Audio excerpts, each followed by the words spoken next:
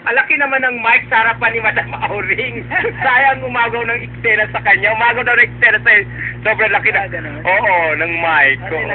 Maganda ba ako? Pangit. Maganda na ba siya, Oji? Ayan. Benny, nakikinig ako ngayon sa inyo ni Madam Auring. Hulaan niyo ako kung makakuha ko ng green card dito sa Amerika. Oo. Ay, naku, 100% makukuha mo yan. In 1 year time, or basta 1 year time, makukuha mo yan. At kunin mo na tuloy yung mga family mo, at kumuha ka na ng bahay dyan para makapunta ko dyan, di ba? Of course, madam. Benny, mag-tour kami dyan. Bagay, saan ba yan? Canada ba yan? Nakarating na ako dyan. Sa US to eh. US, tatlong beses na ako napunta dyan. Pero ngayon, pag nandiyan ka, pupunta ako sa'yo, libre bahay!